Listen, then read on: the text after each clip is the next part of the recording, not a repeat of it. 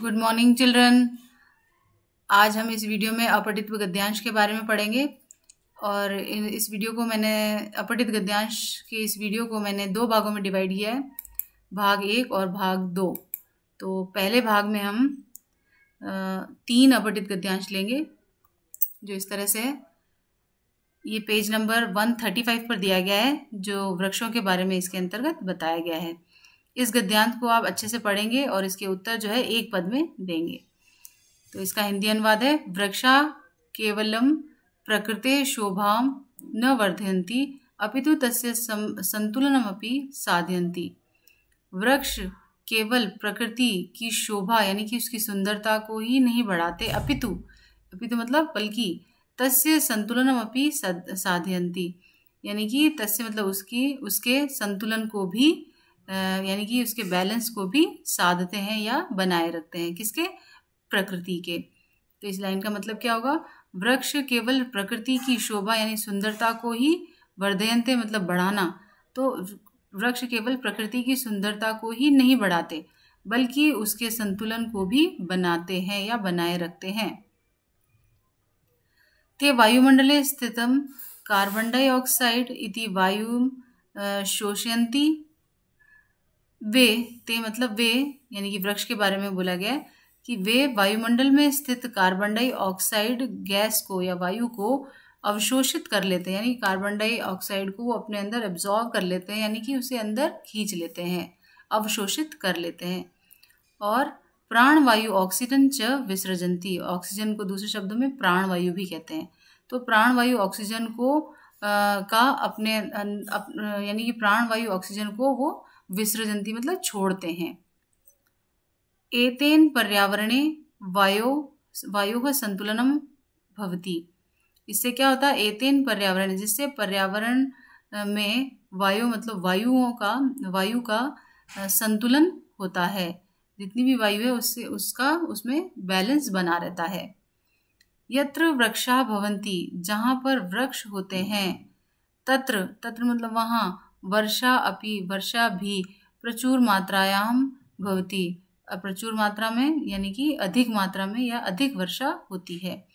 जहाँ पर वृक्ष होते हैं वहाँ वर्षा भी अधिक होती है। यदि वृक्षा न स्युः, यदि वृक्ष नहीं होंगे, तर्हि मतलब तो, कुतः फलानि काष्ठानि शुद्ध वायु च, फल लकड़ी और शुद्ध हवा कहाँ होगी।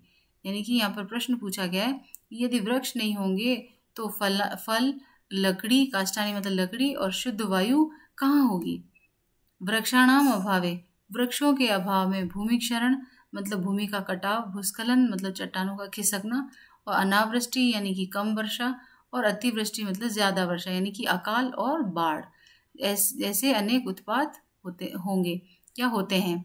वृक्षों के अभाव में भूमि का कटाव होगा, चट्टानें खिसकेंगी या भूमि जो है स्लाइड्स के रूप में खिसक के बहने लगेगी, और यानी कि पानी के साथ जब वर्षा अधिक होती है तो भूस्खलन होता है। और अनावृष्टि और अतिवृष्टि यानी कि सूखा और बाढ़ जैसे उत्पात होते हैं यदि वृक्ष नहीं होते हैं तो, यानी कि वृक्षों के अभाव में। अब इस नेक्स्ट लाइन का है अर्थ, अधुना अस्माकं जीवने वृक्षाणाम महती उपयोगिता वर्तते। अब जो है हमारे जीवन में, आज हमारे जीवन में वृक्षों की बहुत अधिक उपयोगिता है, यानी कि इसके वृक्ष अगर हमारे जीवन में नहीं होंगे तो हमें कई तरह की मुसीबतों का सामना करना पड़ेगा। तो इस तरीके से इसका हिंदी अनुवाद है। इसका पहला क्वेश्चन है, अस्माकं जीवने केषां महती उपयोगिता वर्तते, हमारे जीवन में किसकी उपयोगिता होती है? वृक्षों की, वृक्षाणाम। नेक्स्ट क्वेश्चन है, यत्र वृक्षा भवन्ति तत्र का भवति, जहाँ पर वृक्ष होते हैं वहाँ क्या होता है? तो वर्षा होती है, यानी कि अच्छी मात्रा में वर्षा होती है। वृक्षा वायुमंडले स्थितम कस्य वायु विसर्जन्ति, वृक्ष जो है वायुमंडल में स्थित कौन सी वायु का विसर्जन करते हैं यानी कि उसे छोड़ते हैं, तो ऑक्सीजन को छोड़ते हैं। नेक्स्ट है, वृक्षा वायुमंडले स्थितम कस्य वायु शोषयन्ति, वृक्ष वायुमंडल में स्थित कौन सी वायु को अवशोषित कर लेते हैं, अपने अंदर खींच लेते हैं, तो कार्बन डाइऑक्साइड को अपने अंदर अवशोषित कर लेते हैं या अब्जॉर्व कर लेते हैं। नेक्स्ट है कस्य कारणस्य प्रकृति संतुलनमपि भवति, किस कारण से प्रकृति का संतुलन बना रहता है, तो वृक्षों के कारण बना रहता है। नेक्स्ट गद्यांश है सेम उसी तरीके से आपको एक पद में ही आंसर इनके देने हैं और पेज नंबर 132 पर ये गद्यांश दिया गया है, तो आप अपनी बुक में से भी इसे पढ़ सकते हैं। इसका हिंदी अनुवाद इस तरह से, मानव सर्वाणि कार्याणि विवेकपूर्वकम विचार्य एवं कुर्यात्, मनुष्य सभी कार्यों को, सर्वाणि कार्याणि मतलब सभी कार्यों को विवेकपूर्ण विचार करके ही करना चाहिए। मनुष्य को सभी कार्यों को विवेकपूर्ण विचार करके ही करना चाहिए। यह खलु सम्यक न विचार्यति, जो निश्चित ही जो है विचार नहीं करते, जो निश्चित ही विचार नहीं करते, सहसा एव कार्यम च करोति, और अचानक ही कार्य कर लेते हैं, स विवेक शून्य भवति, वह विवेक शून्य होते हैं।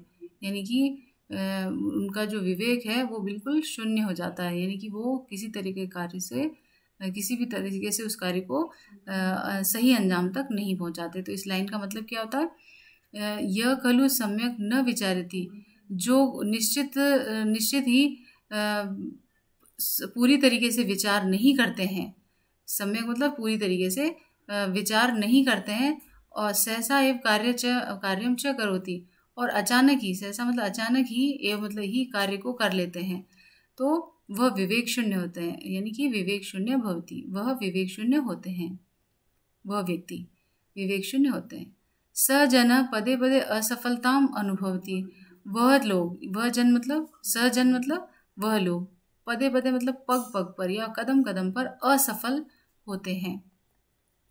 जना तम उपसंति, लोग, जना मतलब लोग, तम मतलब उन पर, उपसंति मतलब हंसते हैं, लोग उन पर हंसते हैं। मध्यकाले वीर राजपुत्राणाम पराजयस्य एतदेव कारणम आसीत्, मध्यकाले, यहाँ पर इसी संदर्भ को लेकर मध्यकाल का उदाहरण दिया गया है। किस तरह से कि मध्यकाल में, यानी कि राजा महाराजाओं का जो काल था, समय था, उसे मध्यकाल कहा गया है। तो मध्यकाल में वीर राजपुत्र जो है उनकी पराजय का यही कारण था कि वो कभी भी सोच विचार के कार्य नहीं करते थे। ते अकारणेन परस्परम कलहम कृत्वा युद्धम अकुर्वन्, वे आपस में ही, अकारणे मतलब बिना किसी कारण के, परस्परम मतलब आपस में ही, कलहम मतलब कलह करके, कृत्वा मतलब करके, युद्धम अकुर्वन् युद्ध करते थे। वे अकारण ही, यानी वे बिना किसी कारण के आपस में कलह करके युद्ध करते थे। अब इसके क्वेश्चन है, मानव सर्वाणि कार्याणि कथम कुर्यात्, मनुष्य सभी कार्य को किस तरह से, मनुष्य को सभी कार्य किस तरह से करने चाहिए, तो इसका आंसर है विवेक पूर्वकम विचार, विवेक पूर्वक विचार करके करने चाहिए। नेक्स्ट है क पदे पदे असफलताम अनुभवती, किसको पग पग पर असफलता प्राप्त होती है, जन, लोगों को। नेक्स्ट है क विवेक शून्य भवती, कौन विवेक शून्य होता है, यह न विचारते, यह मतलब जो, न मतलब नहीं, विचारे मतलब विचार, जो नहीं विचार मतलब विचार नहीं करते, जो कभी भी सोच समझ कर कार्य नहीं करते, वे विवेक शून्य होते हैं। तो इसका आंसर है यह न विचारते, जो विचार नहीं करते। नेक्स्ट है कस्य काले वीर राजपुत्राणाम पराजय से कारणम आसीत्, किस काल में, यानी किस समय वीर राजपुत्र जो है उनकी पराजय का कारण थे, मध्यकाल में, मध्यकाल में जो है वीर राजपुत्र जो है वो पराजित होते थे। नेक्स्ट है ते अकारणेन परस्परम कलहम कृत्वा युद्धम अकुर्वन्, वे के अकारणेन, कौन अकारण ही परस्पर कलह करके युद्ध करते थे, तो वीर राजपुत्राणाम, वीर राजपुत्र बिना किसी कारण के कलह करके युद्ध करते थे। अब नेक्स्ट थर्ड गद्यांश जो है वो पेज नंबर 122 पर दिया गया है, आप अपनी बुक में इसे देखें और पढ़ें। सेम इसी तरीके से इस गद्यांश के आंसर्स भी आपको एक पद में ही देने हैं।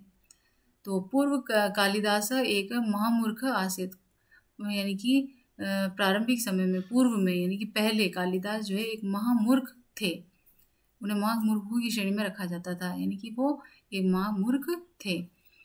परम सततम प्रयासेन, परंतु उनके सतत प्रयास यानी निरंतर प्रयासों से, कोशिशों से, और कठिन परिश्रमेण च, और कठिन परिश्रम से संस्कृत साहित्य में कालिदास सुप्रसिद्ध, कालिदास जो है सुप्रसिद्ध कविषु यानी कवि और कविषु श्रेष्ठ कवि गण्यते, सुप्रसिद्ध कवियों में श्रेष्ठ गिने गए। यानी कि प्रारंभ में यानी कि पूर्व में कालिदास एक महामूर्ख थे, परंतु अपने निरंतर प्रयासों से और कठिन परिश्रम से संस्कृत साहित्य में कालिदास सुप्रसिद्ध और श्रेष्ठ कवियों में गिने गए। इस लाइन का इस तरह से अर्थ है। अब नेक्स्ट लाइन है, पाश्चात्य जनाः तम भारतस्य शेक्सपियर इति कथयन्ति। पाश्चात्य जना मतलब पश्चिम जगत के लोग, यानी कि वेस्टर्न कंट्रीज के लोग जो हैं वो। तो पाश्चात्य लोग उन्हें भारत के शेक्सपियर के नाम से जानते थे, या उन्हें भारत के शेक्सपियर कहते हैं। कथयन्ति मतलब कहते हैं। तो पाश्चात्य जगत के लोग उन्हें भारत का शेक्सपियर कहते हैं। परमः सत्यम तो इदम अस्ति, परंतु सत्य तो यह है। परम मतलब परंतु, सत्यम तु मतलब तो, इदम अस्ति यानी यह है, परंतु सत्य तो यह है, यद मतलब कि, परंतु सत्य तो यह है कि विश्व साहित्य में कालिदास अद्वितीय अस्ति।